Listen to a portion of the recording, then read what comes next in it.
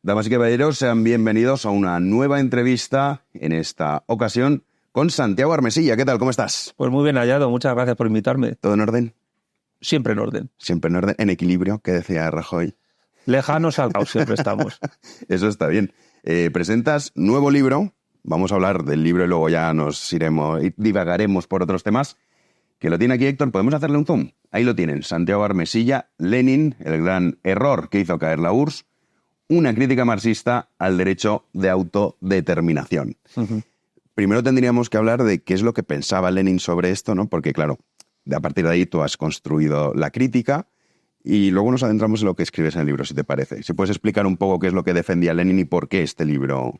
Pues mira, muy resumidamente, Lenin era un ferviente creyente en la inevitabilidad de la revolución proletaria mundial, que prácticamente toda la Segunda Internacional que se desliga de la socialdemocracia que él lidera, lo creía. Luego la historia pues demostró que se equivocó, aunque aún así pues hubo contratos revolucionarios en Hungría, en Baviera, Mongolia, que fue luego está la rebelión de Xinhai en China y tal, pero eso le llevó a apoyar la cuestión de la autodeterminación como diciendo, vamos a tratar de conformar unidades políticas que sean más o menos cercanas a Moscú, a la revolución hecha por los bolcheviques, y que por eso pues que tengan su derecho a secesionarse. Porque cuando Lenin escribe en 1914, si no me equivoco, sobre el derecho de las naciones a la autodeterminación, él lo dice nada más empezar el texto, que es un texto en polémica contra Rosa Luxemburgo.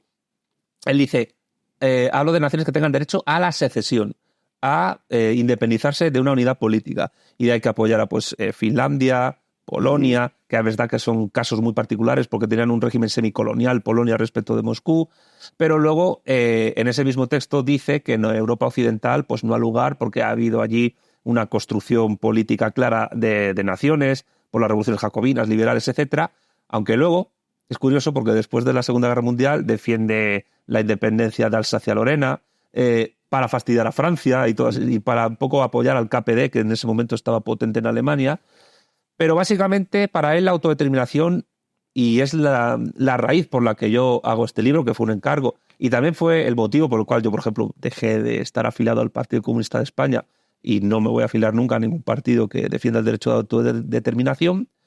Él lo defiende porque lo convierte en un pilar ideológico fundamental e inamovible de la cosmovisión que tienen los bolcheviques y que tiene el marxismo-leninismo en un montón de cuestiones. De ahí que, por ejemplo, la Comintern, la Tercera Internacional, se convirtiera para Lenin y para Stalin en una suerte, más que de una internacional obrera, como las dos anteriores, en una suerte de servicio de la política exterior de la URSS. Uh-huh. Y que, por ejemplo, al llegar a Iberoamérica, pues se hiciesen congresos donde se llamaba la autodeterminación de los pueblos originarios que se llaman ahora, sí. En Argentina, en Bolivia, en México, etc. Total, un caos. Y claro, pues como el libro fue un encargo para criticar el que yo considero que es uno de los grandes errores teóricos de Lenin, aunque si lees el libro te das cuenta de que la idea de autodeterminación es transversal a todas las ideologías políticas, sin excepción. Sí, luego sí que eso hablamos de cómo pues esa idea, ¿no?, que haces hincapié que es una cosa propia del liberalismo, a luego sí que nos metemos con eso. Sí. Pero es verdad que Lenin, has dicho dos cosas que me parecen muy relevantes. Primero, como muchas veces en el mundo geopolítico se azuzan pues esos movimientos secesionistas para fastidiar al enemigo. Uh-huh. Claro, a Lenin le parecía maravillosa la idea hasta que empezó a pasar a él y dijo, a ver, no, entonces esto ya no te hace tanta gracia, ¿no? Mira, pasa una cosa curiosa que yo descubrí al investigar para hacer el libro. La primera constitución de tipo marxista de la historia no es la de la URSS de 1922, es la de la República Federal Socialista Soviética de Rusia de 1918. En ese momento todavía no se planteaban pues hacer lo que fue después la Unión Soviética. Pero como se había empezado la guerra civil rusa y Lenin siempre había visto los grupos étnicos que se estaban revolviendo contra el zarismo como aliados, pues transigió con eso. Aparte de que tenían en esa guerra un pifostio enorme, que además es la guerra civil más sanguinaria del siglo XX. Y es que del imperio zarista se escinden, declaran su independencia hasta 34 estados o pseudoestados, unidades políticas. Algunas controladas por grupos bolcheviques, otras controladas por grupos nacionalistas, islámicos, en Asia Central. Algunos se convierten dentro del campo zarista en señores de la guerra. Es muy curioso el caso de el friki ¿cómo se llama? El barón Unger von Stenger, que se dice a sí mismo heredero de Gengis Khan y que trata de hacer un janato en plena Siberia. Luego los bolcheviques lo machacan y tal. Pero, y por cierto, la independencia de Mongolia de China es una cosa fomentada por los bolcheviques y por Rusia. Por eso hay una cierta historia de desconfianza entre los comunistas chinos y los comunistas de la URSS debido a eso, también por cuestiones que tienen que ver con el siglo XIX y el siglo de la humillación. Entonces, ¿qué pasa? Que al final acaban reduciendo esas 34 unidades políticas a 4. Y la URSS se funda en 1922 con 4 repúblicas socialistas supuestamente con derecho a la secesión. Pero hay unos enfrentamientos políticos entre Lenin y Stalin que muy poca gente conoce, que tienen que ver con eso, porque Stalin quería que la constitución de la URSS fuese del tipo de la República Socialista Soviética de Rusia del 18. En el sentido de que, a ver, hay 4 unidades políticas que son Rusia, Bielorrusia, Ucrania, que tiene razón Putin, es un invento de Lenin, la República de Ucrania es un invento de Lenin, y la Transcaucasia, que es otro invento, que luego se extiende en 3, como sabemos, Georgia, Azerbaiyán y Armenia. Y que, por cierto, Georgia, cuando declaró su independencia de Rusia, fue una república en que gobernaron los mencheviques y fue conquistada por Stalin y otros bolcheviques georgianos para ponerla bajo el amparo de la URSS, con lo cual la URSS nunca jamás se construyó mediante la autodeterminación, se construyó como cualquier otro imperio, mediante conquista y mediante anexión. La República de Tanutubá fue también por una anexión programada tanto por los gobernantes de Tanutubá, que fue una escisión de Mongolia y por tanto del Imperio Chino, y por Stalin y por Moscú. El caso es que Stalin decía, vale, que hagan un referéndum, pero una vez que hayan aceptado mediante un referéndum unirse a la Unión Soviética, que lo hagan como repúblicas autónomas dentro de Rusia, sin posibilidad de secesionarse. Que eso fue lo que pasó con Tanutubá y por eso hoy todavía es un oblast de la Federación de Rusia. Pero Lenin veía en esto una afrenta a su pilar ideológico del tema de la autodeterminación. Y bueno, llegaron a los insultos, es decir, Lenin le llamó a Stalin chauvinista panruso y cosas así.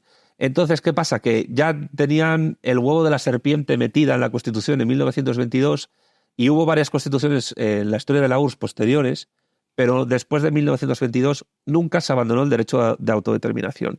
Y como tú bien has dicho, al final la cuestión de la autodeterminación no es más que una herramienta táctica y estratégica de la geopolítica de terceros estados para que cuando tú la aceptas en tu orden constitucional, pues quien quiera desmembrarte y balcanizarte lo haga sin ningún tipo de problema y con una cierta legitimidad incluso de voto. Que esto también es discutible, porque cuando en 1992, en febrero, hubo referéndums en las 15 repúblicas soviéticas para mantener la unidad de la URSS, en todas se ganó por mayoría más que absoluta, desde un 72% a un 94%. ¿Y qué pasó en agosto? Se desmembró la Unión Soviética. Con lo cual tampoco el voto sirve para mucho. Garantiza. Pero ¿qué ocurre? Que incluir en tu orden constitucional el derecho de la autodeterminación, políticamente hablando, implica básicamente hacerte el harakiri como sociedad política. Y por eso digo que, aunque me centro en el tema bolchevique y de la URSS, el peligro es transversal, porque hay muchas personas en todos los campos ideológicos que defienden eso, me refiero comunistas, socialdemócratas, liberales, incluso los nazis, en el punto 1 del programa del NSDAP de 1920, defendían el derecho de autodeterminación. ¿Para qué? Para unificar a todos los arios alemanes que estaban dispersos por Europa. Lo utilizaban como estrategia, claro que luego, una vez construido el Reich, ellos lo abolían. Pero el caso es que yo diría que en Lenin hay una ingenuidad política muy fuerte, muy importante en ese sentido, y que eso se debe a la adopción que desde movimientos culturales del siglo XIX ruso se hace de estas ideas autodeterministas que venían del liberalismo y de la Ilustración, y particularmente la inteligencia rusa, que me parece fundamental para poder entender a los bolcheviques y particularmente a Lenin, porque Stalin fue más, digamos, un hijo de la Rusia profunda, de una familia... Una familia pobre, sí. Un hombre que se formó en un seminario ortodoxo ruso, que en aquel momento tenía una formación muy alta, y entroncaba más con lo más popular de la Rusia de los zares, mientras que Lenin era un hombre pues de una clase mucho más alta, sí, un noble elevado. Venido a menos, pero un noble. Y bueno, y básicamente el fondo de la cuestión del libro, la crítica es esa. Aunque ya te digo, en el libro también hay una crítica filosófica a la idea de autodeterminación, también de género, la autodeterminación del individuo políticamente soberano. Ahora vamos con eso, porque eso me parece que puede ser un bloque muy interesante, pero hablabas del caso de Lenin, quizá podemos decir que Lenin era más idealista y Stalin más pragmático. Yo diría que sí. Yo diría que sí. con la diferencia de que Stalin realmente nunca llegó a tener, esto puede resultar curioso para la gente de tu audiencia, nunca llegó a tener el poder suficiente para quitar esas ideas que Lenin introdujo en el partido y en el orden constitucional para volver a la idea que él tenía del orden de la Constitución de 1918 de Rusia, de la Rusia bolchevique. Y no lo tuvo porque, primero, porque no tenía la suficiente fuerza interior para tenerlo, y segundo, porque si se quería ganar la legitimidad del partido necesitaba asumir ciertas ideas leninistas. En este sentido, yo diría incluso que Stalin era más nacionalista ruso que Lenin, siendo georgiano, y que al mismo tiempo era más pragmático, porque Stalin sí se había formado, esto lo trata mucho Anselmo Santos en sus libros, leyendo libros de historia, libros de guerra, sabía mucho de cuestiones bélicas, y Lenin no. Lenin era el ejemplo claro de revolucionario profesional, mientras que Stalin era el ejemplo claro de el típico hombre de Estado de la tradición política rusa, heredero de Catalina la Grande, de Federico el Grande, de Iván el Terrible, de todos estos, pero claro, en una suerte de zarato rojo, ¿no? Vamos a decirlo así. Sí. Y Lenin, cuando llega al poder, pues sigue todavía manteniendo esas ideas, pero pronto va viendo que la realidad rusa no se conecta con lo que él defendía. Y la realidad étnico-nacional de Rusia en particular y de Europa del Este siempre ha sido problemática en este sentido por el peso que tiene lo étnico en este sentido. Quiero decir, otro de los grandes errores de los bolcheviques a nivel doctrinal, y este es un error de Stalin, es la definición de nación que tienen. Ellos no conocían la distinción que hace un siglo después Gustavo Bueno entre nación étnica, nación política, que es el Estado-nación, ni nada. De hecho, la idea de nación de Stalin, de la cual parte Lenin para teorizar su idea de autodeterminación y que Stalin expresa y expone en su libro El marxismo y la cuestión nacional de 1913, si lo lees detenidamente, y yo lo critico en el libro, es una idea que entronca perfectamente con el romanticismo alemán. Esto es tremendamente curioso, porque la idea de nación que tienen los bolcheviques y que todavía tienen muchos partidos que en el mundo se denominan comunistas en el sentido de herencia soviética, tienen una idea étnica de nación. No tienen una idea política que sí tenía el liberalismo o que sí que tenían los jacobinos o incluso la socialdemocracia. Y claro, la conjunción nación étnica más autodeterminación, al final pasa lo que pasa, y no solo en la URSS, lo que pasó en Yugoslavia, lo que pasó en Checoslovaquia, que el divorcio de terciopelo casi acaba a leches, lo que pasó con Eritrea y Etiopía, que ahí hay un pasado colonial también muy interesante. Y bueno, la cuestión del etnicismo pues es para estudiarla muy detenidamente, porque históricamente ha dado siempre lugar a muchos conflictos políticos de gran envergadura. El tema de la autodeterminación, que me parece muy interesante porque en el libro lo abordas y dices, bueno, esto no es solo un error que haya cometido, en este caso Lenin, o podemos decir el comunismo para hablar genéricamente, sino que viene muy dado de esa tradición, tú dices en el libro, liberal de cada uno, ¿no? Pues esta idea que tenemos de que te puedes autodeterminar y que cada uno es libre para decidir, o sea, un poco en este mundo que en el mundo actual estamos. Ahora también hablaremos del mundo actual. Claro. ¿Por qué consideras tú que haces mucho hincapié en el tema del liberalismo y le das muchos palos? ¿Por qué consideras tú que es el liberalismo, digamos, de donde nace ese pecado original, por entendernos? Bueno, el pecado original incluso es un poco anterior. ¿Por qué? Porque la idea de autodeterminación de alguna manera es una suerte de secularización de la idea de creación que en el judaísmo es muy importante. Y claro, como el liberalismo y el comunismo y el fascismo son ideologías que tienen en común, que nacen de un tronco religioso judeocristiano, pues al final esa idea de creación secularizada por siglos de movimientos culturales, políticos, etcétera, pues entroncan todos ellos. Los griegos clásicos tenían la idea de creación, la conocían, pero se reían de ella porque ellos consideraban que Dios y el universo donde estaban ellos, el mundo, pues habían sido eternos e infinitos y que simplemente pues estaban más o menos en una comunicación indirecta porque Dios estaba pensando sus cosas y el mundo funcionaba por otras vías. Aristóteles es el gran ejemplo de esta idea. Pero ¿qué pasa? Que la idea de creación secularizada a través de la idea de autodeterminación que introduce Santo Tomás de Aquino en la Edad Media, al tratar de entroncar a Aristóteles con el cristianismo, que bueno, por ejemplo, duda que eso se haya hecho, y Heidegger también, pues es básicamente la idea de que algo, un sujeto, un pueblo o cualquier tipo de entidad, un fenómeno de la realidad, es causa sui, es decir, causa de sí mismo, causa incausada, que no necesita de otra cosa para existir. Eso en el nominalismo de Occam en Inglaterra, se desarrolla mucho más y tiene una importancia fundamental, digamos, para lo que es el liberalismo. Claro, que hablar de liberalismo también es un lío, porque el liberalismo en sí mismo es una idea equívoca. Más que de liberalismo, habría que hablar de liberalismos. Sí, estoy de acuerdo. Muy enfrentados entre sí. Ahora, pues parece ser que todos se llevan bien porque vivimos en un estado de bienestar. No te creas, a mí muchos liberales me dicen, como liberal, ¿cómo estás en contra del aborto? Digo, de verdad, tengo que explicarte esto, pero bueno. No, pero si nos vamos al siglo XIX, los liberales se daban golpes de Estado unos entre otros, se mataban, hacían guerras civiles en España, en Francia, hay muchos liberales que no se acuerdan. Dicen, no, pero eso es falso liberalismo. No va de verdadero o falso. Por la rama, digamos, protestante del liberalismo Whig anglosajón, que se llama liberalismo a sí mismo muy tardíamente, en el siglo XIX, digamos que esa idea de autodeterminación llega al individuo, pero en relación con la forma de interpretar la gracia divina y la salvación, no ya a través de las obras en comunidad, que es algo, digamos, mucho más católico. Los covenanters escoceses y después los congregacionalistas, los presbiterianos y los puritanos que se desarrollan en Escocia y en Inglaterra, no ya solo contra la Iglesia Católica, porque los covenanters nacen jurando destruir a España y al Imperio Español y al catolicismo. Pues, y eso es muy interesante porque el liberalismo Whig tiene una raíz inicial anticatólica y antiespañola muy fuerte. Pues estos grupos también se rebelan contra la Iglesia anglicana, a la que ven demasiado católica todavía. Y entienden que deben ser grupos que se autodeterminen como sujetos, como individuos, y al mismo tiempo como grupos religiosos frente a otros.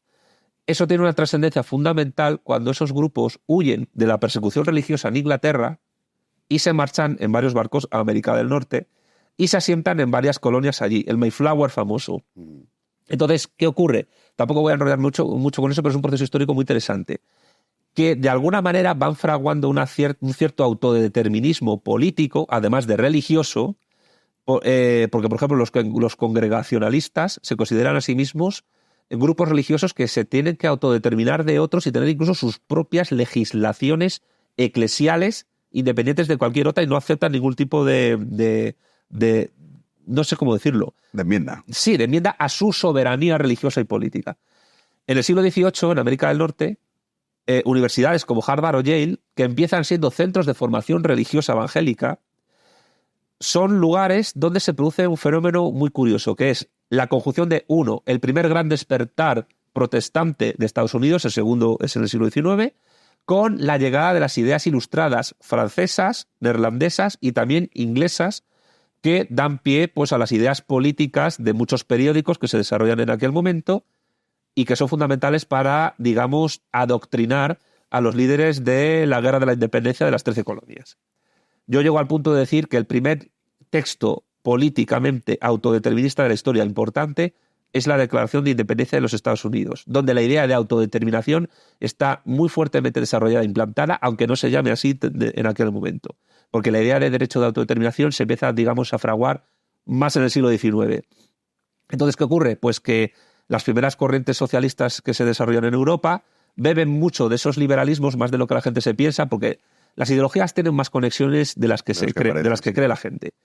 Y eso pues fragua mucho pues, en los liberalismos revolucionarios hispanoamericanos, en la socialdemocracia, en las revoluciones de 1830 y 1848, en el idealismo alemán y el romanticismo de la época, porque entienden que Alemania es una nación que se tiene que autodeterminar y todos se tienen que unir, también en el Risorgimento italiano, etcétera. En Simón Bolívar, en José de San Martín, en los ya mal llamados libertadores, mal llamados porque, bueno, al final sometieron sus naciones a una hegemonía británica muy, muy particular, la del capitalismo industrial anglosajón. Pero el caso es que esa idea de autodeterminación ha seguido pregnando en muchas corrientes del liberalismo, si no a través de la idea nacional, que digamos que esa está más dada en los liberalismos clásicos, en algunos liberalismos más individualistas. Y tiene que ver con la cuestión del individuo soberano, el individuo políticamente soberano que ni existe ni puede existir y que muchas veces, yo lo que digo mucho en muchas corrientes liberales, parece que no hay una distinción clara en lo que es la categoría de individuo con la categoría de persona o la categoría de ciudadano o de súbdito, que ya son categorías políticas. Pero la categoría de persona es mucho más importante que la categoría de individuo porque supone una construcción jurídica, antropológica y filosófica que solo se puede dar en una sociedad o comunidad política. Mientras que el individuo parece ser una suerte de cualquiera sin nombre que se reduce al sujeto la unidad de una especie determinada, por ejemplo, de la especie humana. Se usa mucho en biología, la idea de individuo. El problema que yo veo, y esto es la crítica fuerte que hago filosófica a la idea de autodeterminación, tanto a nivel del individuo como a nivel de comunidad política, es que no hay realmente autodeterminación. Lo que hay es una codeterminación, o como diría Gustavo Bueno, una heterodeterminación dialéctica que se da pues, entre sujetos que interactúan unos con otros y también entre estados. Y esto, claro, que es casi lo más importante de la segunda parte del libro. Porque una comunidad política no se autodetermina realmente. Queridos amigos, ya saben que este proyecto Big One Media es un proyecto independiente y libre. Y lo es gracias, en gran medida, a ustedes, a todos aquellos que colaboran con nuestro club de socios que permiten que tengamos esa independencia y esa libertad a la hora de expresarnos. No siempre estaremos de acuerdo, pero desde luego no tengan la más mínima duda que lo que aquí se dice en libertad y siempre intentando buscar la verdad. Así que les animo a que engrosen las filas de ese club de socios dentro cada uno de sus posibilidades. Ya saben que hay varios niveles, bronce, plata, oro, platino o diamante, y que colaboren con este proyecto y formen parte de la familia de Big One Media. Así que, ya saben, háganse socios y su ayuda es muy importante. Muchísimas gracias. Requiere que haya terceros estados con el suficiente poder y presencia geopolítica internacional para que reconozcan esa unidad política como Estado. Y no te aplasten. Para que no te aplasten y también para que pueda tener su recurrencia histórica y su estabilidad. Por eso, pues ¿qué pasa? Que Somalilandia no está reconocida por ningún Estado, aunque tiene muy buenas relaciones con el Reino Unido porque fue colonia británica en la parte de Somalia. Pero no la reconocen por cuestiones que tienen que ver con los planes y programas propios del Reino Unido. Pero cuando Kosovo se reconoció, en el momento que Estados Unidos lo hizo, ya supuso un golpe sobre la mesa para toda la geoestrategia geopolítica que el mundo anglosajón tenía en los Balcanes. Claro que China y Rusia no lo han reconocido. Otro caso más reciente que progresivamente tiene cada vez más relevancia, Taiwán. Cada vez hay menos estados que reconocen a Taiwán. ¿Qué significa eso? Pues que poco a poco la diplomacia de la República Popular China va consiguiendo que Taiwán sea más visto como una provincia de China, aunque de facto funcione como un protectorado de Estados Unidos. De ahí que pues, la visita hace poco que hubo allí y tal, de la ministra, de la secretaria de Estado. Pero yo no estoy diciendo que al final la autodeterminación se decida en la Asamblea General de la ONU. No digo eso. Lo que digo es que es la fuerza política, geopolítica, geoeconómica e industrial y tecnocientífica de los estados la que determina qué unidades políticas pueden tener soberanía y no. Uh-huh. Y de ahí que el libro tenga, yo creo, su actualidad, a pesar de que es un libro de encargo que me hicieron por el aniversario, el centenario de la muerte de Lenin, porque cuando hay grupos que reclaman el derecho de autodeterminación, lo hacen no para ganar en un referéndum, porque puede perfectamente haber un referéndum y perderlo. Hablo del caso de Quebec, del caso de Canadá, que cuando estuve en el canal de Baños yo dije una cosa que la gente muy poco sabe. En el año 1995, Canadá estuvo al borde de la guerra civil antes, durante y un poco después del referéndum. Porque Quebec, la provincia francófona de Canadá, contiene pues buena parte del despliegue de armamento militar del Estado canadiense. ¿Qué hubiera pasado si Quebec, que perdió el referéndum por muy poco, se hubiera autodeterminado y hubiera dicho somos un Estado independiente y encima nos vamos a hacer con un ejército propio a partir de los helicópteros y los aviones que el Estado canadiense tiene sobre el territorio quebequés? Pues se hubiera liado la de Dios. Después que luego viniese la ley de claridad, que requiere unas circunstancias muy particulares para admitir la independencia de Quebec. Pero bueno, también es que pasa una cosa.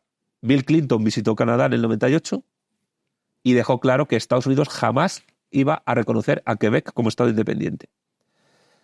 Y ahí pues se ve el ejemplo claro de que no hay autodeterminación, que hay codeterminación. Muchos ejemplos. Hemos puesto el ejemplo de China. Hasta hace tampoco tantos años, unas décadas, era al revés. Se reconocía como China, Taiwán y donde estaba Mao. Eso no era China. Claro. Eso, y ahora ha cambiado mucho eso. Y también lo tenemos en el referéndum del caso escocés. Sí. O sea, la razón principal por la que votaron en contra fue por decirnos que entonces estamos fuera de la Unión Europea, aunque luego se fueron de la Unión Europea en bloque. Pero fue el argumento principal que se dio, y ahí podemos ver cómo ciertamente pues todo esto también influye incluso en que tú te puedas autodeterminar o no, porque dice, no, si pagas estas consecuencias, si usted se independiza, entonces diga adiós a la Unión Europea y pasa a ser un país tercero, pues dijeron, bueno, entonces nos quedamos aquí con el Reino Unido.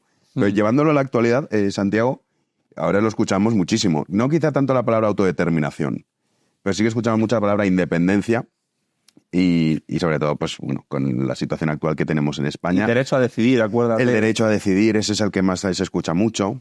A votar también, que esto sería una pregunta, oye, ¿se puede someter todo a votación? Porque una nación, ¿qué es? ¿Lo va a determinar en el momento temporal una población? A mí me parece surrealista. Bueno, incluso la propia nación española. Imagínate que hay un plebiscito a escala nacional española sobre la unidad de España. Tristemente, perdona que te interrumpa con esto, ese argumento cada vez tiene más peso. Oye, esto lo tenemos que decir todos, que ya me parece delirante que hayamos comprado la premisa de que se puede decir lo que es España, pero bueno. No, y lo delirante es pensar, pero claro, tiene que ver un poco con el presentismo de los tiempos en los que vivimos.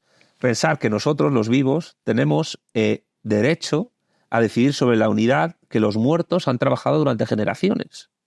O sea, nuestros padres, nuestros abuelos, nuestros antepasados más lejanos, durante varios siglos trabajaron por construir España como lo que es, para bien o para mal, pero lo que es. Y la cuestión es, ¿nosotros tenemos derecho a romper ese legado y al mismo tiempo a dejar sin ese legado histórico a los españoles del porvenir? A nuestros hijos, nietos, etcétera, a nuestros herederos. Ese presentismo es muy peligroso porque tiene que ver con la sublimación de la idea de democracia. Eso de votar no es delito, poner urnas no tal. Cuidado que sí. O sea, cuando un inmigrante ilegal llega a un estado, está cometiendo un delito, aunque sea una persona maravillosa, simplemente porque está en un estado que no le ha dado el permiso para estar ahí. El problema es que haya un estado que dé permiso a un territorio para secesionarse, rompiendo no ya solo con la soberanía nacional, sino rompiendo, digamos, con la riqueza común de todos los españoles. Y aquí es curioso porque hay liberales que defienden el derecho de secesión. Y yo creo que ahí tenéis un topo metido que tenéis que combatir. Yo lo intento, pero... Ya, pero es que la idea de autodeterminación a nivel filosófico es una idea de destruir. Cuando vamos a llamarlo así, cuando un conjunto de españoles, por el mero hecho de estar censados en una región, y soy muy consciente de lo que estoy diciendo, porque hay catalanes que se han ido fuera de Cataluña por la presión del secesionismo étnico de allí, y no tendrían derecho a votar en el referéndum que pide Gabriel Rufián, etcétera. Pues, ¿qué es lo que está pasando? Está pasando que se está dando un privilegio de secesión a parte de la nación que puede decidir sobre el todo. Y los 7 millones de españoles censados en Cataluña podrían, en base a lo que defiende Junqueras, Gabriel Rufián, Puigdemont, etcétera, decidir sobre 47 millones de personas, los cuales tampoco tendrían por qué tener que decidir sobre la unidad de España.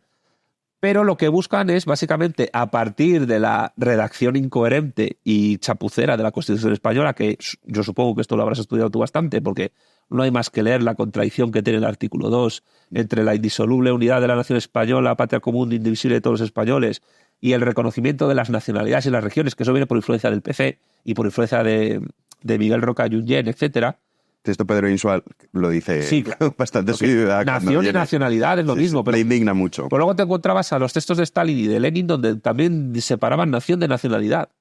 Pero por ahí viene, y eso viene por la forma chapucera en que entendían la historia los bolcheviques por influencia del idealismo alemán. Pero a eso hay que añadir otra cuestión, a mi juicio muy peligrosa. Y es que no solo supone un latrocinio de recursos naturales, patrimonio histórico, lazos familiares de generaciones durante muchísimo tiempo, la ruptura de la igualdad ante la ley, etc. Supone, y este es el punto importante que quería decir antes, establecer un precedente jurídico. ¿Qué es lo que ellos quieren? A nivel de derecho interno que justifique la acción internacional después. Porque imaginemos que hay un referéndum en Cataluña, imaginemos que lo pierden, y ya pues todo el mundo se queda más o menos tranquilo. ¿Hasta cuándo? Claro. Ellos lo que quieren es sentar ese precedente jurídico para que en un momento dado, en el futuro, lo puedan ganar. Y cuando lo ganen, ya no hay vuelta atrás. Cuando lo ganen, podrán establecerse como Estado, y la Cataluña independiente te aseguro que jamás va a tolerar el derecho de autodeterminación del Valle de Arán o de una supuesta tabarnia que ocurra. Y la cuestión es, ¿y qué pasará con los castellanoparlantes étnicos de origen charnego, como dicen ellos, todavía, en esa situación? ¿Va a pasar algo parecido a lo que ha pasado en Ucrania con los rusos étnicos o que pasa en Letonia o en Estonia con los rusos étnicos? cuando se parte de una idea étnica de nación y cuando se defiende el derecho de autodeterminación como el bálsamo de Fierabras que va a resolver todos los problemas políticos, pues tenemos un problema. Y tenemos un problema porque la gente piensa, de la ideología que sea, que el voto es una forma de solución pacífica de conflictos que a veces, yo lo siento, pero hay ocasiones en la historia donde lo más racional es el ejercicio legítimo de la violencia, que diría Max Weber. Y esto hay gente que no le entra en la cabeza. Claro, pero también en el mundo en el que vivimos escuchas violencia y ya todo el mundo va a decir, la violencia nunca está justificada, hombre. Nunca. Hombre, no sé, si tú tienes... Nunca. Si ahora vas por la calle y viene un tío, te va a agredir, pues tú recurres a la violencia para defenderte, ¿está justificado? Sí. Vamos, digo yo, ¿no? O sea, te he puesto un ejemplo muy de ir por casa, pero imagínate una agresión de un país tercero. O sea, tú imagínate que mañana Marruecos dice, oye, que vamos a invadir Ceuta y Melilla. Pues que tienes que recurrir a la violencia para defenderte. Si no, ya me dirás cómo lo haces. Evidentemente. O te pongo un caso mucho más pedestre. Imagina que tienes un amigo que tiene una adicción muy fuerte a las drogas. Y que la única manera de poder meterle en un centro de rehabilitación es por la fuerza. Claro. La cuestión es, es que lo digo porque hay ramas del liberalismo que dicen lo del pacto de no agresión, no sé qué, cuidado. ¿Qué es mejor y más racional? ¿Hacer que tu amigo deje las drogas o respetar su decisión personal como individuo políticamente soberano para que se drogue? Si lo que tú quieres es salvar la recurrencia de esa persona, quizás lo más sensato, lo más prudente sea meterle en un centro de desintoxicación donde esté garantizado que se vaya a rehabilitar. Y es muy difícil rehabilitar a una persona adicta al alcohol, adicta a las drogas, etc. Pero en ocasiones un ejercicio de fuerza, esto pasa con los niños pequeños, con los críos. Sí, total. Es decir, un ejercicio de fuerza puede ser más racional que el pacto de no agresión y el diálogo infinito para buscar pacíficamente que ese sujeto se dé cuenta de sus errores. La persuasión en algunas personas puede ser un arte, no lo niego, pero hay casos en los que es imposible. Y el caso que has puesto de Marruecos con Ceuta y Melilla, pues es otro ejemplo. Imaginemos que se llena de marroquíes Ceuta y Melilla y que hacen un referéndum para unirse a Marruecos como unidad soberana. ¿No será lo suyo tratar de evitar que haya cada vez más marroquíes con pasaporte marroquí en Ceuta y Melilla? Porque además es que pasa una cosa que mucha gente no lo sabe en el resto de España. Hay musulmanes españoles de muchas generaciones en Ceuta y Melilla que no quieren ser marroquíes. Y lo dicen abiertamente. Nadie les escucha. Entonces, la cuestión del libro es muy, muy sencilla. La idea de autodeterminación es una idea peligrosa, políticamente hablando. Ni siquiera, porque lo analizó también en la obra, ni siquiera las Naciones Unidas en sus numerosos decretos sobre la cuestión, porque hay territorios que están en situación de fideicomiso, que es una cosa rarísima, ni siquiera aclaran todo este tema, porque además muchas veces hablan de nación étnica, de nación política, lo resuelve. La cuestión del Sáhara, por ejemplo. El Sáhara, legalmente, yo creo que hay que decirlo en propiedad porque mucha gente no lo dice, y voy a aprovechar tu programa para decirlo. El Sáhara, jurídicamente, es una provincia española ocupada por una potencia extranjera, desde el 75. Pero está dentro de los territorios por descolonizar en la propia legislación de la ONU, que ya estuvo en su día Guinea Ecuatorial, que hay que decir que España fue más o menos incluso forzada a conceder la secesión de Guinea Ecuatorial. La cuestión es, de nada serviría, dicho la situación jurídica del Sáhara, de nada serviría un referéndum de autodeterminación del Sáhara cuando, digamos, el cuerpo electoral que podría votar son básicamente marroquíes, que son mucho más numerosos en ese territorio poblacionalmente que los saharauis. Sí, se han encargado también de que sea así. Claro, y que además serían aquellos que tendrían derecho al voto y que podrían incluso organizar ese voto. Y Marruecos se está encargando de llevarse bien con China, con Rusia y con Estados Unidos también, porque tienen un juego diplomático muy inteligente, hay que reconocerlo, para poder asegurarse que ese territorio es suyo. Porque además en la Constitución de Marruecos... La Marcha Verde sí. Iba con banderas de Estados Unidos. Y yo tengo un vídeo en mi canal donde además explico cómo el propio Juan Carlos de Borbón actuó para que esa Marcha Verde se hiciera. ¿Ah, sí? Sí. Bueno, lo veré, no lo he visto, lo veré. Bueno, solo un apunte.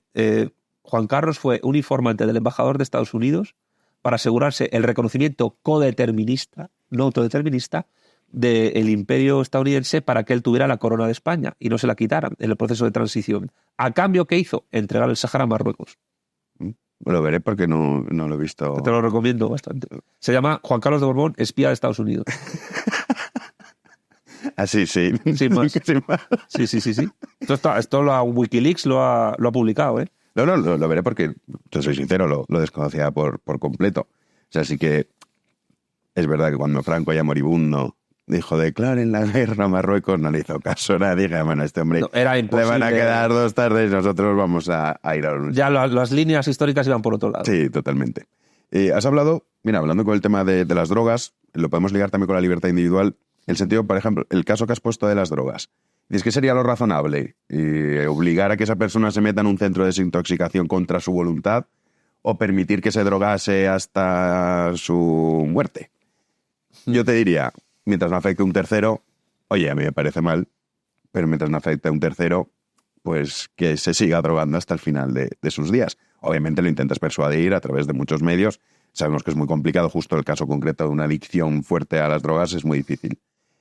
Y luego esto, por un lado, esto del pacto de no agresión que tú comentabas, y luego lo de la libertad individual, que aquí sí que te voy a dar la razón en parte, que amigos liberales, que muchos dicen, no, uno tiene que vivir al margen tal, digo, vamos a ver, tú tienes que ir por tu cuenta, desarrollarte, digo, si yo, imagínate, has dicho antes Somalia, si yo llego a nacer en Somalia, ya me dirás tú qué libertad individual tengo yo para hacer nada. O sea, en el sentido de que si no vivo en un entorno que me da unas herramientas, unas posibilidades, yo en Somalia, por mucho que ya no, pero yo quiero ser ingeniero, pues lo que sé, de lo que sea, pues no, obviamente, porque no tengo ni las necesidades básicas cubiertas. Eso no lo he creado yo. Es decir, yo he tenido la suerte de nacer en un país que ya me viene dado. Es decir, que formo parte de una comunidad, si lo queremos llamar así, más que colectivo, vemos comunidad, que me ha permitido tener esas necesidades básicas cubiertas. La seguridad también, una de las que muchas veces se deja de lado, unas cosas fundamentales que tiene que tener cualquier nación si quiere prosperar. Sin seguridad, ahí no hay nada. Bueno, entonces, las dos cosas. Empezamos primero, si te parece, con...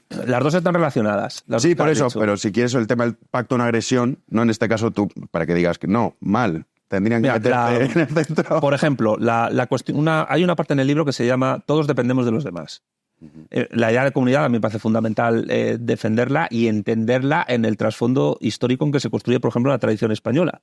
La Escuela de Salamanca, incluso anteriormente, en las leyes del reino visigodo, pues es muy importante. Eso luego se traslada a América. Pero bueno, eso va a dar para otro programa. La cuestión es, ¿quién es el responsable de la drogadicción? Evidentemente el consumidor lo es, el que se droga.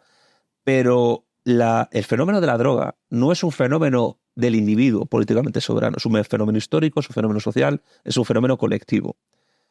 Cuando en determinadas etapas históricas el consumo de droga se ha convertido básicamente en un consumo social analogable a una epidemia sociológica, entonces las sociedades políticas tienen que tomar cartas en el asunto.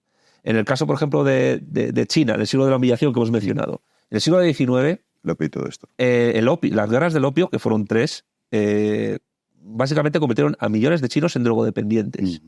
Algo que se buscó desde el Imperio Británico, que fue el primer narcoestado de la historia reconocido, para poder asegurar el tráfico de comercio colonial allí. Claro, pues digo, yo sé que tú eres muy fan de Escotado, pero Jesús Maestro no solo le dijo tienes una cita pendiente con España, sino que tienes que analizar la historia de los amigos del comercio. Cuidado, porque ese es el libro que falta por hacer. Lo que pasa es que no le dio tiempo, pero luego es porque él vio el vídeo de Jesús Maestro. Sí. Y creo que luego no sé si llegó a hablar con él.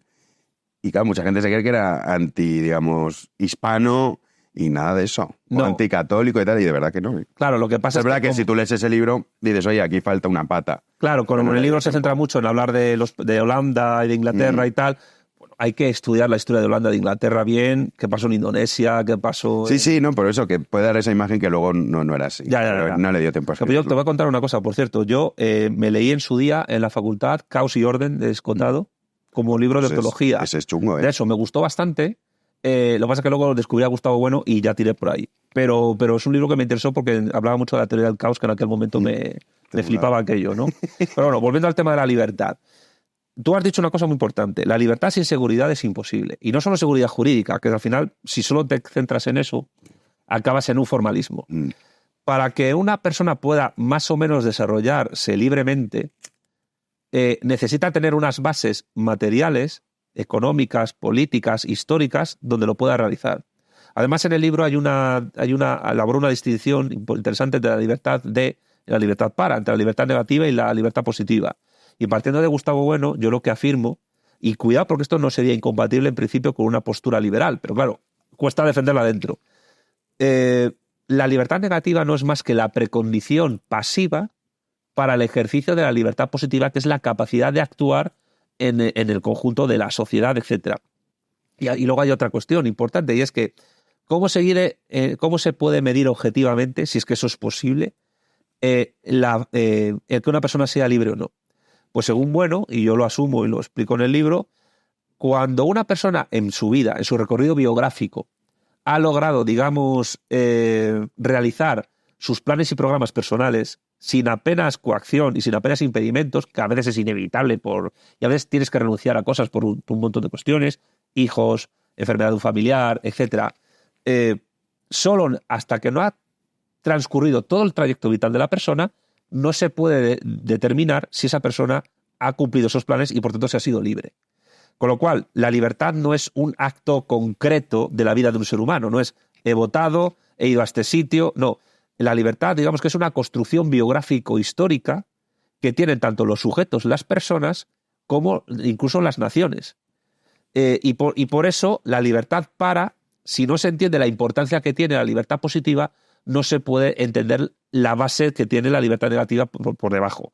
Pero la libertad, si te quedas solo en la libertad negativa, te quedas en un mero formalismo que arrampla con lo de la ausencia de coacción y ya está.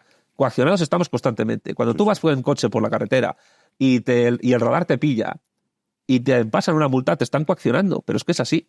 Por eso no me extraña, y esto también es una crítica que hago a muchos liberales, que la ideología dominante en los países capitalistas no sea realmente el liberalismo. Es la socialdemocracia desmarxistizada, que al final ha sido la ideología que más se ha adaptado a esa necesidad de seguridad personal para poder llevar a cabo tus planes y programas vitales. Y en el caso de las drogas, ¿qué ocurre? Pues que cuando una sociedad, esto se ve un poco en los años 70 con el despliegue global de la heroína. Sí, sí. Y ahora se está viendo mucho en Estados Unidos con el tema del fentanilo. Sí, flipas. Que se está extendiendo a... Claro, la cuestión es, ¿cómo puedes tú asegurar la libertad, tanto negativa como positiva, de tus ciudadanos cuando muchos de ellos, incluso por cuestión legal, se están volviendo adictos a una sustancia tan tremendamente peligrosa y que tiene unas consecuencias políticas, económicas, laborales y personales tan graves? Lo suyo es que el Estado, incluso Hayek estaría de acuerdo conmigo aquí, el Estado tome cartas en el asunto para impedir... Reagan también estaría de acuerdo contigo. Pero claro, que Reagan en materia bélica sería socialista en los términos de la escuela austríaca, porque el gasto de las guerras de las galaxias fue espectacular. Entonces, aquí vienen las contradicciones que tienen uno de sus propias ideas, ¿no? Yo he criticado a los comunistas, pues ahora que toca a los otros. El tema es que tú tienes que tomar cartas en el asunto, porque el futuro de tu país se juega en evitar que mucha gente esté drogándose. Sí, claro, tienes que tener una sociedad sana, porque claro, si no ya me dirás. Una sociedad sana, porque además la drogadicción conlleva una cierta marginalidad social, conlleva pues la guetización del lumpen, etcétera, y algo hay que hacer con eso. Tienes que sacar a esa gente de la droga lo máximo que puedas. Y hablando de la necesidad de tener una sociedad sana, en estos términos también podríamos hablar, que eso pasa mucho en España, las sociedades envejecidas, ya no en España, sino en todo Occidente, que es un tema que no parece importarle a nadie. Y que se da carpetazo al asunto diciendo, bueno, pues si nos faltan 5 millones, pues los traemos de África. Dices, a ver, oye, o sea, esto también es una cosa... Yo ahí hago una crítica al liberalismo, cuando dicen, en los seres humanos, sí, todos somos seres humanos, pero es evidente que nosotros, si estamos hablando ya aquí de esto, porque no hemos nacido en Arabia Saudí. Porque si no, a lo mejor estaríamos estudiando el Corán, tú estarías, pues cada uno estaríamos haciendo otra cosa. Bueno, no seríamos los que somos. No somos lo que somos. No te llamarías Jano García, te llamarías Abdal Jamal. Claro, y seguramente pues sería un wahabí convencido, como el 99% de la población de Arabia Saudí. No va a decir, no, yo sería muy listo y tendría estos valores cristianos tal. Pues seguramente no. No. Entonces, lo cierto es que cuando en el liberalismo se habla de si hay falta mano de obra, por entendernos así, la podemos suplir a través de la inmigración. Ahí me parece un discurso enormemente peligroso, sobre todo no hacer distinción de dónde vienen. Porque una cosa es que venga un argentino o venga un ecuatoriano que somos más igual. O sea, dicen, bueno, es que ellos dicen, vale, pero somos prácticamente lo mismo. que venga un tío que no tiene nada que ver con nuestros valores, que son los que cohesionan la sociedad. Claro, no sé cómo ves tú eso. Y eso tiene que ver con la confusión que hay dentro de algunas escuelas liberales entre la categoría de individuo y la categoría de persona. La categoría de persona es una construcción histórica, jurídica, antropológica, que como tú bien sabes viene del teatro griego, que luego pasa al romano, personae, etc. La construcción de la personalidad es una construcción que no hace solo el sujeto, sino que se hace comunitariamente con tu familia, con tus vecinos, en la escuela, en la propia sociedad política, en interacción con un montón de factores. Por eso estamos constantemente codeterminados.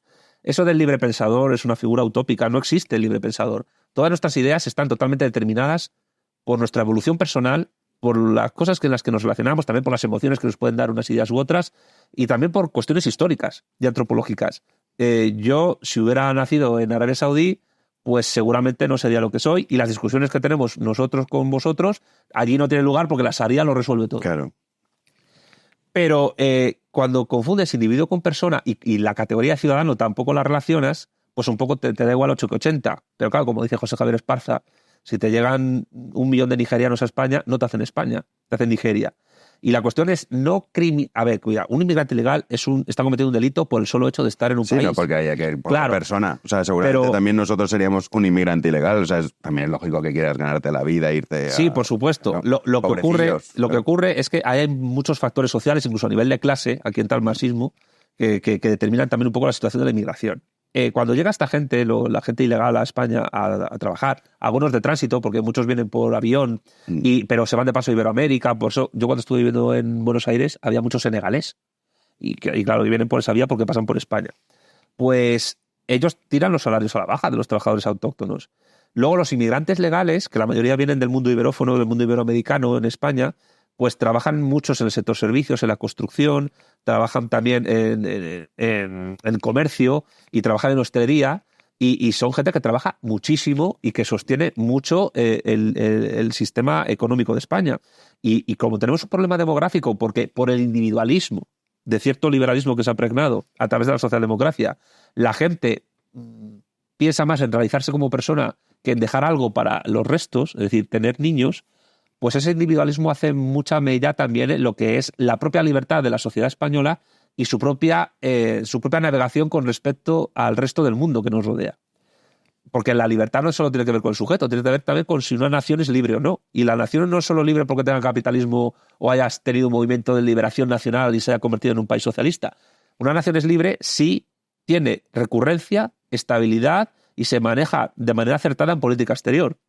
Y en esa política exterior, la política demográfica también es muy importante. Pero claro, yo estoy preparando un vídeo sobre inmigración, que no sé si saldrá en 1 o 2 semanas, donde voy a exponer la postura que tenemos en Vanguardia Española sobre la inmigración. Y hay un dato que es importante, y es que el problema de un país cuando tiene un pico demográfico a la baja es que empíricamente está demostrado que no se recupera. Es decir, a China le ha pasado, está empezando a pasar en la India. Sí, la India va para abajo. Cuando tienen... O sea, todavía sigue subiendo, pero digamos, claro, la velocidad a la que subía ya no es como hace unos años. Sí. Prácticamente solo el África subsahariana es el único lugar del mundo donde el crecimiento demográfico sigue siendo tremendo. Que además es el lugar del mundo donde más abortos se practican, pero abortos, imagínate tú las condiciones en las que se practican en el África de allí, subsahariana. El tema es que cuando tú no tienes una política de cultura nacional importante que permita asimilar a la gente que viene y además no discriminas a la gente que viene según el origen geográfico y cultural que hay, Mitterrand decía siempre, ojalá nosotros tuviéramos, como decía él, Latinoamérica. España tiene una comunidad hispánica iberoamericana espectacular, fenomenal, y por tanto, discriminando el tipo de inmigración que nos llega, podríamos evitarnos los problemas que se tienen en Suecia, en Francia, en Inglaterra, en Italia incluso, porque tenemos gente que viene de un bagaje religioso común y lingüístico similar, y los problemas de integración no se dan tanto. Luego, claro, hay otra cuestión, que también puedes elegir el tipo de gente que llega, si cribas tienen antecedentes penales o no, y luego otra cosa importante es, oye, si tu estructura económica es potente, puedes traerte una inmigración de calidad que no sea gente pues, que en su propio país serían los desterrados del mundo. Y por eso quizás el sistema económico español y la estructura económica española, que necesitaría una cierta reindustrialización y un reimpulso de su sector primario, permitiría traerte gente de fuera, de Iberoamérica, de Hispanoamérica, que tuviera mucho más nivel y se integrara mucho mejor. Yo creo que el problema de la inmigración tiene que ver con que no se tienen claros los conceptos y lugares en el mundo en que una sociedad quiere estar. Y como a muchos empresarios les da igual 8,80 y a muchos políticos les da igual 8,80, dicen, bueno, que venga esta gente, que trabaje en los sectores en los cuales los españoles prácticamente no quieren trabajar, ya se les legalizará y, bueno, tiran los salarios a la baja, vienen de una tradición política donde no hay ni sindicatos, ni estado del bienestar, ni nada, y, bueno, pues luego ya en el futuro que sea lo que Dios quiera. Pero, y hay otro problema, que también voy a tratar en el vídeo. Te estoy haciendo un spoiler que dicen. Pero creo que es importante tenerlo en cuenta.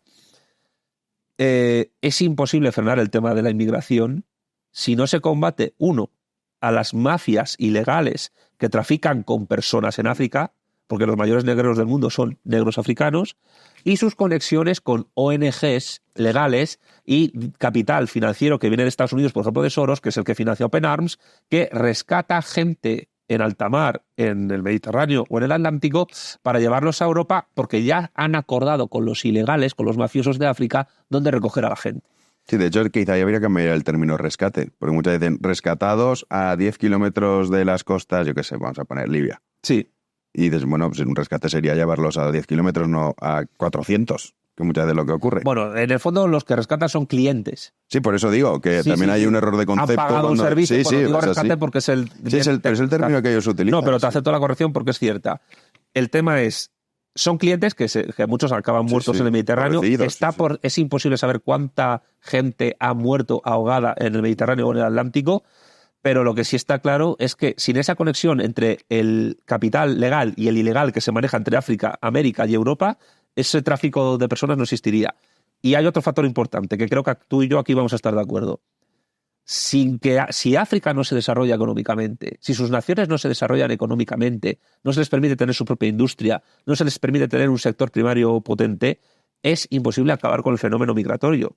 Y cuando existen instituciones como la OCDE, de la cual España es acreedora, la Organización de Cooperación de Desarrollo Económico, que convierte a muchos países africanos en deudores crónicos de deuda externa, es imposible acabar con este fenómeno porque un montón de jóvenes de allí huyen porque no hay futuro. No hay ningún futuro. Cuando cada dólar que presta la OCDE a un país deudor, el de país deudor tiene que devolver 3, el triple de lo que se le presta. ¿Cómo diantres África se va a poder desarrollar si no se permite que esas naciones, desde sus propias fuerzas, puedan tener soberanía política y económica? Es inviable.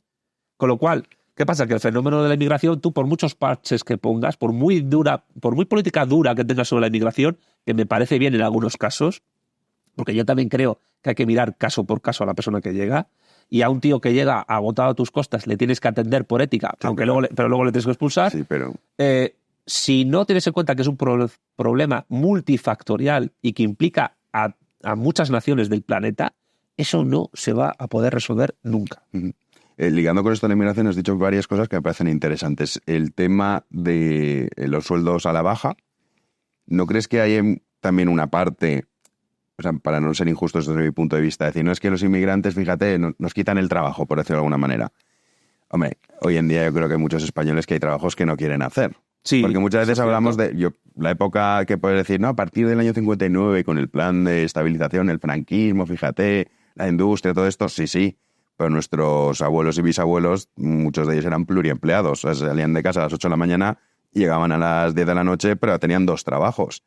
Yo, ¿eso qué quieres que te diga? En la sociedad actual veo a mucha gente que es, y casos cercanos, es que no me compensa, prefiero seguir cobrando el paro porque, total, por 200, 300 euros más que me dan entre la gasolina, tal y cual, pues me quedo en mi casa. Uh-huh. Entonces ahí también tendríamos que hacer quizá una crítica a la sociedad actual de que es que queremos tener el trabajo de los sueños por tener un título universitario, que a mí alguien me tiene que explicar por qué. Bueno, hay 2 cosas. La primera, había mucha gente, es verdad, que en la época de Franco tenía 2 trabajos, pero también es verdad que con 1 o 2 trabajos podías tener una casa familia numerosa, una familia sí, eso es verdad. Que actualmente no ocurre. Porque la economía franquista era una economía planificada totalmente. A partir de los 60 menos. Pero se siguió manteniendo hasta los 80. El Instituto Nacional de Industria funcionó casi haciendo planes quinquenales todo el rato. Un sistema mixto. Sí, claro. Y luego hay otro tema, y es que, claro, como ya en la actualidad, yo creo que razonablemente... creo que es razonable pensar que una persona no va a trabajar en un trabajo en el cual el salario es muy bajo porque se tira a la baja por el tema de la inmigración, que también los inmigrantes compiten entre sí en España por esos trabajos. La titulitis yo creo que también ha jugado un cierto factor tremendo, sobre todo en los millennials, menos en la generación Z. Bueno, a mí esto de la generación está... Es que no me la sé. ¿Qué generación? Bueno, ¿Tú cuántos años tienes? Yo 42. ¿Y qué generación eres tú? Yo supuestamente millennial. ¿Y yo con 34 qué soy? ¿En qué año naciste? En 89. Millennial. ¿Ah, también? Del 80 al 95, millennial. Es que no me lo sé. Bueno, pues es más o menos así. Ahora yo soy un old millennial. Entonces tú eres un young millennial, ¿no? A ver. Pero el tema es que, a ver, desde la escuela nos han dicho, ten un máster, ten un doctorado y tendrás trabajo seguro. En absoluto. Eso no es cierto. Pero mucha gente se ha criado en esa situación y entonces tenemos una generación de gente entre el 80 y el 95 que no ha disfrutado de la seguridad social, laboral y familiar que ocurrió incluso en la época de Franco hasta bien entrada la democracia y que tampoco puede disfrutar de ciertas capacidades de adaptación a las tecnologías que tiene la gente que ha nacido después del 95 hasta la actualidad. Entonces estamos un poco en tierra de nadie.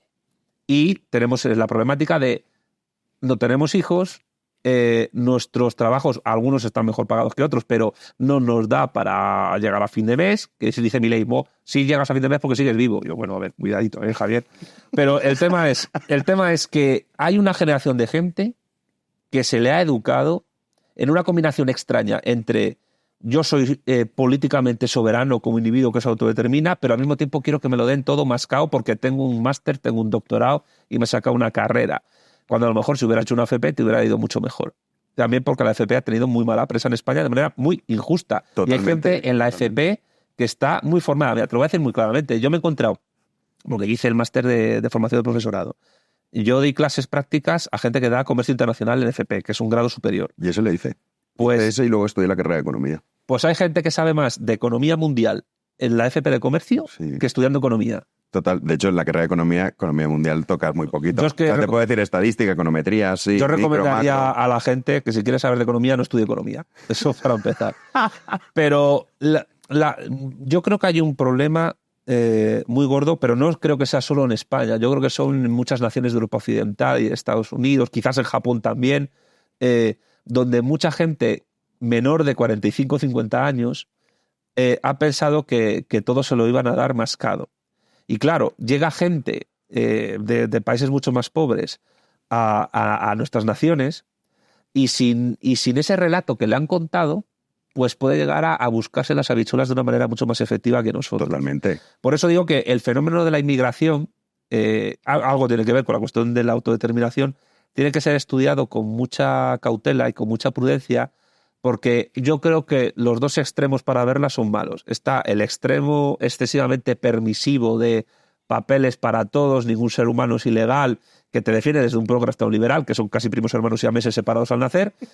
Y luego está también la versión pseudo-xenófoba de esta gente viene con el plan Kalergi a sustituirnos demográficamente y tal. Bueno, vete a las tasas demográficas de la India, vete a las tasas demográficas de Indonesia, vete incluso a algunas tasas demográficas de Oriente Medio. Tú te vas a un país como Arabia Saudí, también tienen problemas con la inmigración.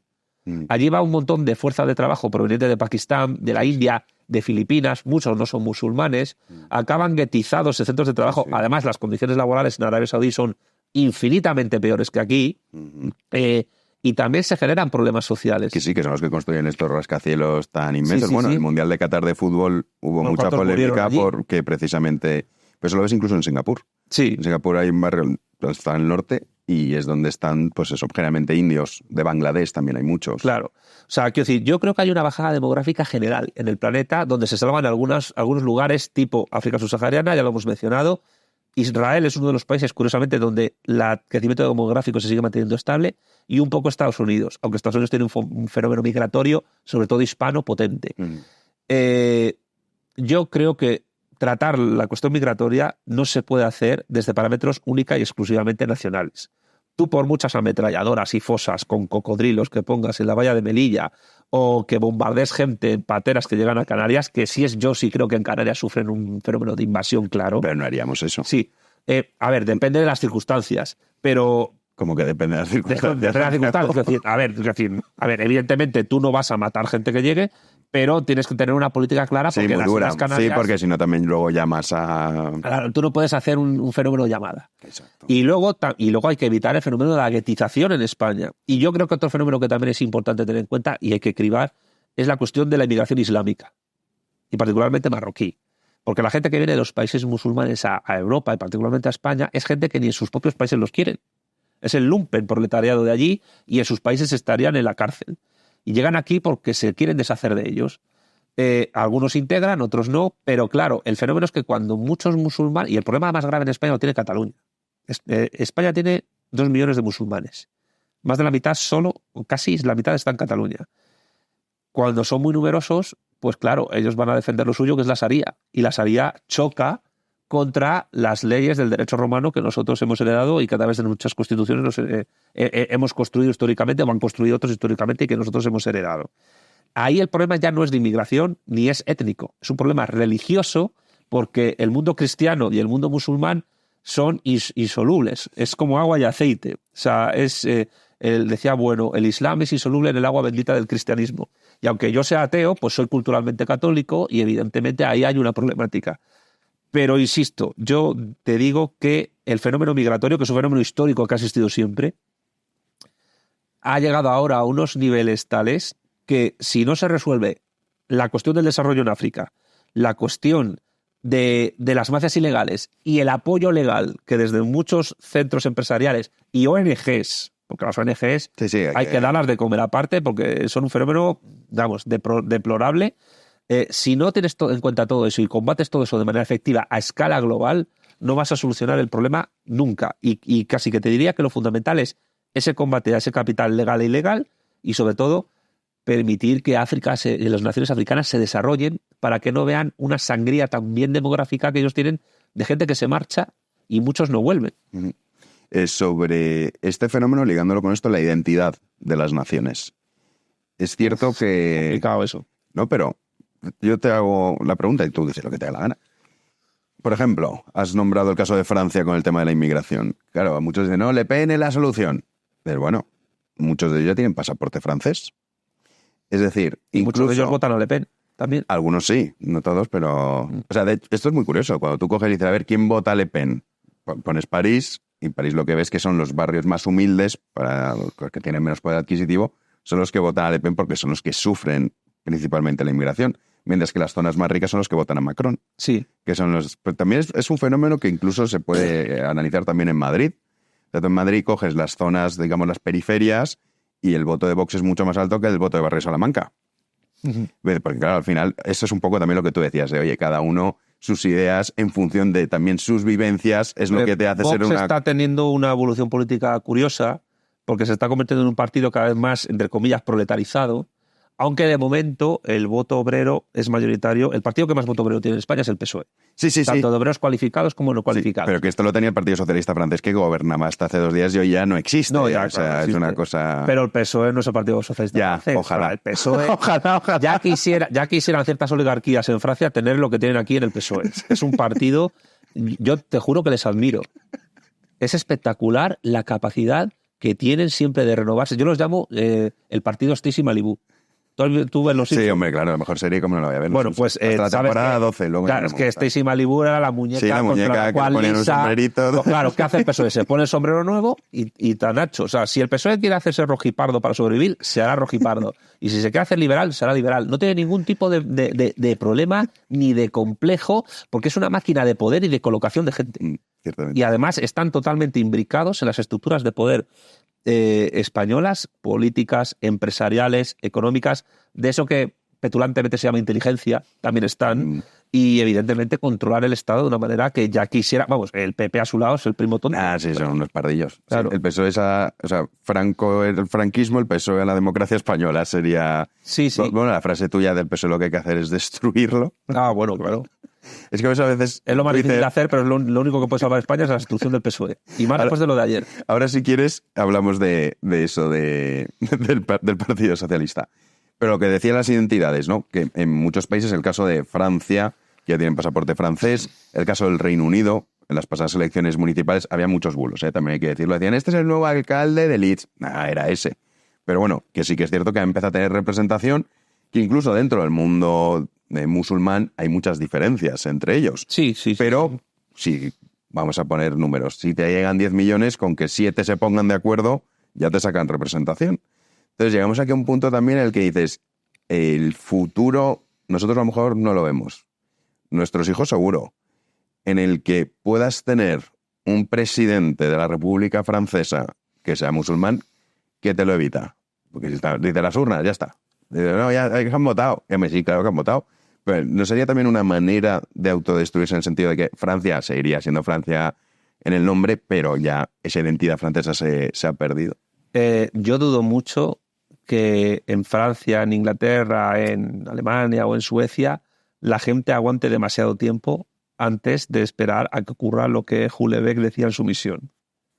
No lo descarto, pero creo que algún tipo de reacción va a haber. Claro que cuando hay este tipo de reacciones no son agradables y los grupos que las lideran ya intuimos de qué palo van. Yo creo que también pasa una cosa, es que las familias musulmanas, también ocurre en España, yo en el vídeo que estoy preparando de la inmigración lo vi, suelen tener más hijos de media que los autóctonos. De hecho, España tiene la curiosa característica de que los españoles nativos tienen más perros que niños. Hay un odio al niño y hay un odio al anciano que tiene que ver con un desprecio a la institución de la familia y que eso, muchas familias del liberalismo, por culpa de la sublimación del individuo, pues son partícipes de ello, y también de la socialdemocracia, que creo que es un error absoluto a nivel antropológico. La familia es la institución básica, fundamental de cualquier sociedad.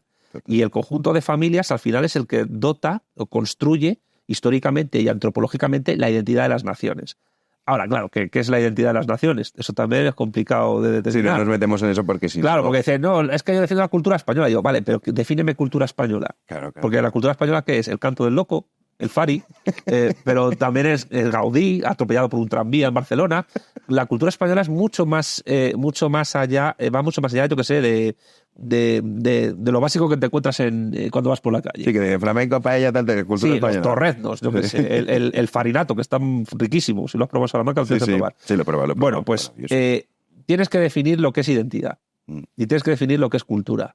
Porque si no puedes caer en un esencialismo culturalista, étnico, que te puede llevar a una posición racista, y eso tampoco es el tema. Tampoco es el tema. Porque además, como católicos, aunque sea culturalmente, no puede ser racista. A ver, es que es lo que yo digo siempre, que un católico coherente no puede ser racista. Posible. Por eso, un sujeto como León de Grel, que era belga y era nazi, es incoherente con su catolicismo. Claro, que es que el catolicismo hispano es muy diferente del catolicismo francés, del belga o incluso del italiano y del portugués. Porque nosotros construimos nuestro catolicismo en lucha contra un invasor, que es el Islam, y lo construimos a través de una idea de libertad y de comunidad y de bienes comunitarios que necesariamente tendría que ser así. Esto a lo mejor en algún momento escribo un libro sobre esto. En la Reconquista se da en la Edad Media española, que también pasa en Portugal, y en la Italia del Sur, un fenómeno muy curioso. Que claro, que esto Marx lo entrevió, pero tampoco lo supo ver porque no tenía las referencias bibliográficas para ello. Por eso él hablaba de modo de producción asiático y tal, aunque luego nunca lo definió. En Portugal, en España y en Italia, el feudalismo, el modo de producción feudal, fue o inexistente o muy residual. Lo puedes encontrar un poco en Galicia y un poco más en Cataluña. Pero el feudalismo puro, tal y como se dio en Francia o como se dio en Inglaterra o en el Sacro Imperio, nunca se dio en la península ibérica. Los señoríos medievales castellanos, e incluso aragoneses y portugueses, no tenían nada que ver con ello. Por eso, digamos que ¿cómo decirlo? El sistema de vasallaje de los siervos al señor en la Castilla de la Reconquista permitía con total libertad positiva que esos siervos dejaran de servir a ese señor y que tuvieran bienes comunales, el comunal, que han estudiado algunos historiadores medievales españoles, al servicio de esos campesinos que eran totalmente libres y que la propiedad privada estuviera subordinada a la comunidad. El destino universal de los bienes de los cuales Salamanca no nace del vacío, no viene de una revelación divina, viene de unas tradiciones y costumbres antropológicas que se remontan a la Roma antigua y al reino visigodo. y que permitía pues, que esos bienes comunales sirvieran de base para que materialmente unas personas que tenían que estar en lucha contra un invasor y reconquistar terreno pudieran tenerlos a su disposición. Cosa que en un régimen feudal, digamos, tradicional o ideal, como el francés, no podía darse. Por eso la línea que se da en Europa noroccidental entre el feudalismo y el capitalismo es mucho más, digamos, coherente o lineal, entre comillas, que la que se da en la España peninsular y particularmente luego en el Imperio Español, donde que el Imperio Español no fue ni feudal ni capitalista, fue otra cosa completamente distinta. Yo diría que incluso tuvimos un modo de producción completamente diferente que el marxismo tradicional nunca supo clasificar. Por eso yo creo que es un error absoluto que los marxistas españoles hayan bebido de Pierre Vilar y de la escuela histórica francesa, que además es muy próxima al catalanismo, para interpretar la Edad Media española como feudal cuando no tiene nada que ver. Nosotros estamos en unas circunstancias completamente distintas. Entonces, ¿qué tiene que ver todo esto con la identidad de la cultura española? Pues tiene que ver con que la construcción de una identidad nacional como la española no se puede entender solo, única y exclusivamente, en el sentido nacional político clásico. ¿Por qué? Porque nosotros nos construimos nuestra identidad cultural como imperio y lo hacemos a una escala universal cuando llegamos a América. Porque como España fue un imperio generador, reprodujo las Españas en América y por eso la República de los Indios, diferenciada de la República de los Españoles, no se hacía para mantener en una suerte de gueto de apartheid a los indios, sino para proteger sus tierras comunales frente a invasores españoles externos. Y claro, es que la identidad española no se construye en la edad moderna como se construye la francesa.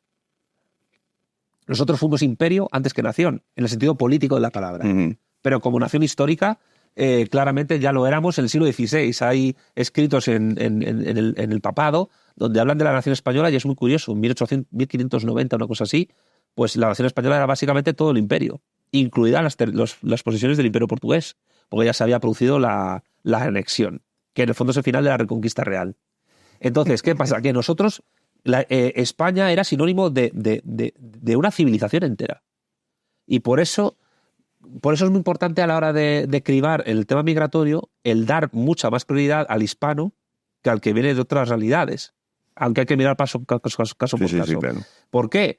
Porque el hispano forma parte de la civilización a la cual nosotros pertenecemos. Por eso yo soy muy crítico con la idea de Occidente, que es una idea de origen luterano, por cierto. Porque la idea de Occidente encubre el hecho de que hay una civilización hispánica o iberófona, como dice Durantes Prados, que sí tiene la base de filosofía griega y derecho romano como el resto de naciones de Europa, pero nuestro cristianismo católico es muy distinto por las circunstancias en las que se construye antropológica, económica y socialmente al que se desarrolla en Francia o al que se desarrolla en Bélgica. Por muy católico que se dijera Leopoldo II o que se dijera Luis XIV, tú no puedes entender la Revolución Francesa sin el despilfarro de dinero público que hizo Luis XIV en combatir a España, que dejó a Francia en el siglo XVIII completamente arruinada y al tercer estado hambriento, y eso explica a largo plazo lo que fue luego la Revolución. El catolicismo hispano es otro tipo de catolicismo. Si en algún momento lees a Juan Bautista Fuentes Ortega, me lo he leído. Bueno, es un filósofo que vino a mi canal, la idea de comunidad hispana es fundamental para entender esto que estoy diciendo. Incluso la idea del liberalismo hispano, si me apuras, yo te diría que no tiene nada que ver con la tradición anglosajona Whig, que se ha vuelto hegemónica en los círculos liberales. Porque el liberal hispano, primero liberal, tú ves en el diccionario sinónimo de generoso. Es la primera definición que te viene todavía. En las artes liberales en España se desarrollan en un sentido muy distinto al resto de Europa, incluso en relación con las artes serviles. Pero sobre todo es que cuando Ortega y Gasset se reivindica liberal, no lo hace en el sentido anglosajón. No, desde luego. Lo hace en el sentido hispano, que es totalmente opuesto y diferente al sentido hegemónico hoy del mundo anglosajón. Pero claro, es que ellos se han apropiado de la palabra liberal, igual que se han apropiado de la palabra libertario, que es una palabra que era sinónimo en el siglo XIX ¿de qué? De la CNT, de la FAI, del anarcosindicalismo, que yo no he sido nunca anarquista y considero que el anarquismo es el error político por excelencia porque el Estado es imposible acabar con él, pero ¿por qué fue tan potente el movimiento anarcosindicalista en España? Porque todavía entroncaba de alguna manera con esos movimientos políticos y de raíz católica que defendían el común y lo comunal que venía históricamente de la construcción de la identidad española. todo este discurso, ¿qué sentido tiene? Pues el sentido de hay que ser muy cuidadoso, y a lo mejor esto es un trabajo lento, a la hora de hablar de identidad nacional. Porque la identidad nacional de cualquier país se ve modificada y evoluciona con muchos factores: inmigración, relación comercial y diplomática con otros estados, evolución del sistema educativo, todo eso. Pero todas las naciones tienen causalmente líneas que determinan su quehacer histórico. Esto se ve claramente cuando ves a Erdogan en Turquía, que no será santo de nuestra devoción, pero hay que admitir que es un tío inteligente. Cuando reivindica el Imperio Otomano, dentro de, supuestamente, la Turquía que construyó Atatürk, que fue una revolución cultural absoluta. Sí, brutal. Lo de Atatürk fue impresionante. ¿Cómo cambiarte hasta el idioma? Bueno, te cambió las letras, te puso las sí. Pero el tema es que Turquía, por muy secular que sea, sigue siendo la heredera del Imperio Otomano. Y por eso la política exterior de Erdogan está muy enfocada a recuperar lo túrquico y recuperar la relación con los pueblos étnicos turcos organizados a través de la Sublime Puerta de Estambul. España y las naciones... Constantinopla, sí, claro. Diciendo yo. Bueno, o Bizancio, si quieres, ya que nos utilizamos el rizomán, ¿no? Pero el tema es que España y los países que hablan español seguimos conservando las líneas que causalmente nos determinaron históricamente desde el siglo XV hasta la actualidad, o incluso antes. Podemos reivindicarnos como parte de una civilización distinta o una subcivilización, te lo concedo, dentro de eso que confusamente se llama Occidente. Y digo confusamente porque Grecia, la filosofía griega también está presente en el mundo islámico. Tú no puedes entender el Islam sin el neoplatonismo, ni puedes entenderlo sin la idea de Dios de Aristóteles, que lo plasma en su obra Metafísica, ni puedes tampoco entender... Fíjate, volvemos a los turcos. El Imperio Otomano se consideraba a sí mismo la Tercera Roma. La Tercera Roma, que es un término que se lo disputaron los rusos, sí, pero... los reyes católicos dijeron que, bueno, eso lo trato en un libro reciente sobre la Escuela de Salamanca. Los turcos, los otomanos decían, la primera Roma, pagana, la segunda, cristiana, la tercera, islámica. Es decir, el Islam tiene mucho más de Grecia de lo que parece, y algo de Roma, sobre todo los turcos, los árabes y los persas un poco menos. Y luego la República Popular China, que a través del marxismo-leninismo incorpora ideas políticas y filosóficas que surgen en Europa y que se entretejen con una tradición cultural confuciana. Sí, claro, es que cada cosa hay que verla... Claro, hay que ver, si queremos hablar de identidad y queremos hablar de la identidad nacional de España, por favor, analicemos históricamente cómo nos construimos. Analicemos históricamente qué forma de concebir el mundo tenían nuestros mejores, nuestros antepasados, y veamos el discurrir. Analicemos también por qué cayó aquello, que es mucho más importante que todo. Es decir, el siglo XIX fue el peor siglo de la historia de España para mí. Peor que incluso Clemente. Yo diría incluso que la Guerra Civil Española fue la última guerra carlista, ¿no? Se puede decir, muchas veces se dice eso, sí. Pues yo creo que lo que hay que preguntarse es ¿por qué cayó aquello y si queda algo? Pues no sé si queda algo. Hombre, algo queda. Pero si estamos hablando de esto, es que aunque sea un poquito, queda. Claro, pero si nos queremos no autodeterminar... Ahora la batalla no la estamos ganando. No, claro, pero si nos queremos codeterminar en el mundo en el que vivimos y no autodeterminar, a la hora de entender cuál es nuestra identidad cultural, tenemos que entender todo ese proceso histórico. Y creo que eso es una asignatura pendiente entre los historiadores de todas las ideologías políticas españolas, por desgracia. Para acabar, Santiago, comentabas al principio de la entrevista que tú te fuiste del Partido Comunista porque nunca ibas a estar en ningún partido que estuviese a favor del derecho de autodeterminación. Bueno, también me fui porque estaba en contra de la fusión con Podemos. Ese es otro motivo. Y también porque dije, bueno, me voy a dedicar a mis cosas personales. Y entre de esas cosas, Vanguardia Española lo has nombrado también de pasada, por si quieres explicar para concluir de qué se trata este proyecto. Es una asociación cultural de momento. ¿No me digas que tú también te vas a presentar a las elecciones? No. Ah, vale. No. Ahora va a ser YouTube Democracia, o sea, es una cosa grotesca esto. No, ¿y sabes por qué? Además, yo cada vez veo a más youtubers que se quieren dedicar a la política y yo lo que estoy haciendo es irme hacia atrás, es decir, voy a comer palomitas viendo cómo sacáis los ojos los unos a los otros y luego ya cuando se quede el páramo yermo, ahí entramos nosotros. Pero la Vanguardia Española es una asociación política que no es comunista en el sentido tradicional de la palabra. Nosotros mezclamos a Marx con Gustavo Bueno, también con la teoría de la insubordinación fundante de Marcelo Gullo. Adoptamos muchas ideas de la Escuela de Salamanca. Para nosotros Francisco de Vitoria es un referente. Y estamos hermanados con varias asociaciones y grupos políticos en otras naciones. En Argentina, en Chile, en Colombia, en Venezuela, en México, en Costa Rica y luego nosotros. Y la idea es que haya una organización por cada nación que habla español y portugués, porque nuestro proyecto geopolítico es iberófono. Nosotros además consideramos que ahora lo que España requiere y lo que el mundo hispano iberófono requiere es más un movimiento de liberación que un movimiento revolucionario en el sentido clásico. Un movimiento de liberación que se pueda quitar de encima, pues digamos, la subordinación política, económica y cultural que ha tenido siempre desde hace 2 siglos de parte del mundo anglosajón. Y esto no implica, que alguno me ha atacado por eso, que yo desprecie a los anglosajones o algo parecido. Yo no tengo nada en contra de un señor que se toma una pinta en un pub. Y yo no tengo nada en contra de Oasis, de Blur o de Ringo Starr, en absoluto. Pero sí considero que esas élites políticas y económicas que construyeron primero el Imperio Británico y luego el estadounidense son los que han subyugado nuestra civilización. Si los chinos han vivido un siglo de humillación, nosotros pensamos que el mundo hispano vive 2 siglos de humillación. Por eso incluso yo digo que un proyecto capitalista hispano nunca sería tolerado por el mundo anglosajón, porque no van a tolerar una competencia que ponga fin a su hegemonía. Y bueno, la geopolítica sí que es un juego de suma cero. En otras cosas no estaríamos general, de acuerdo. es. Sí, la política desde luego, y la geopolítica también. Es que la geopolítica, sí que es un juego de suma cero. En otras cosas tú dirías, no, siempre lo es. Yo te diría, no, pero no vamos a ver si no, yo lo que te diría es que la geopolítica y la geoeconomía están totalmente entrelazados. Por eso, por eso la idea del libre mercado se ha convertido más en un tipo ideal weberiano que otra cosa, porque el libre mercado no existe ni puede existir.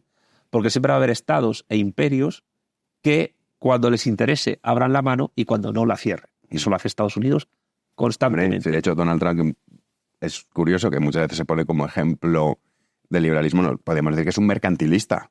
Pero, y algunas cosas proteccionistas. Sí, pero liberal no. No. Bueno, y en cierta medida, aunque este podemos hacer para otro debate, porque es verdad que falta cierta autocrítica, ¿cómo compites tú? Si dices, bueno, libertad absoluta comercial, ¿cómo compites con China? ¿Cómo compites con la India? ¿Cómo compites con países que tienen 1.400 millones de personas? Claro. Pues ¿cómo compites trayendo inmigrantes? Pero aún así tampoco puedes. Que aún así tampoco puedes. Y generas un problema interno encima. Que luego además África, no lo hemos dicho, es un lugar de lucha geopolítica ahora brutal. Sí, ahora se está quedando los chinos y los rusos. Sí. Cada vez más. En el Sahel. Sí.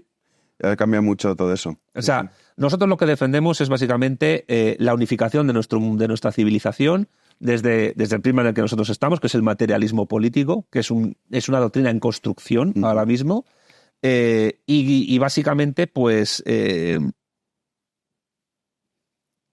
que termine con esa subyugación que el mundo anglosajón ha hecho. Primero el Imperio Británico, destruyendo el Imperio Español a través del Plan Maitland, a través de las logias masónicas, que yo no es que sea de conspiración masónica, pero lo que nadie puede negar es que la masonería en el siglo XIX tuvo un papel importante, y sirvió como instrumento de geopolítica. Sí, desde luego. Precisamente.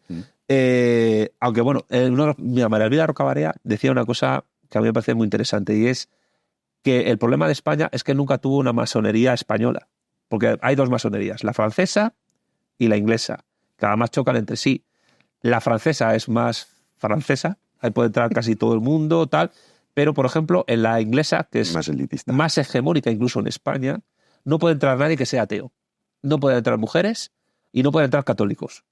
Normalmente siempre son gente de tradición judaica y protestantes.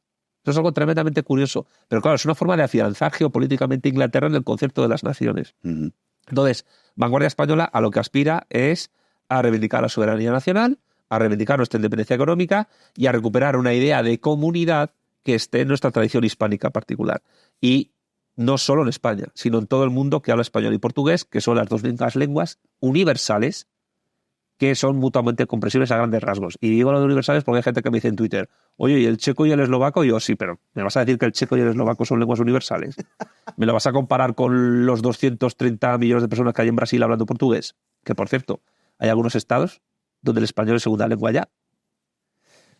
Yo creo que ese tema hay que fomentarlo mucho y creo que debe ser un fomento ideológico y político transversal, porque en este siglo XXI yo creo que las grandes unidades geopolíticas van a ser unidades de tipo civilizatorio. Los chinos y los indios, y más particularmente los chinos porque lo tienen más trabajado. Menos mal que se llevan fatal. Sí, pero están ahí en los BRICS compartiendo intereses. Sí, compartiendo intereses, pero luego se llevan muy mal. Bueno, se llevan mal por cuestiones que exceden el momento político actual.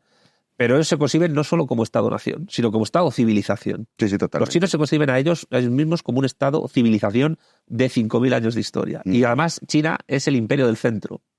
Y ellos, tú supongo que habrás visto los mapas de que se ponen en las escuelas. El centro del mapa está en China, y luego España un rinconcito y América en el otro.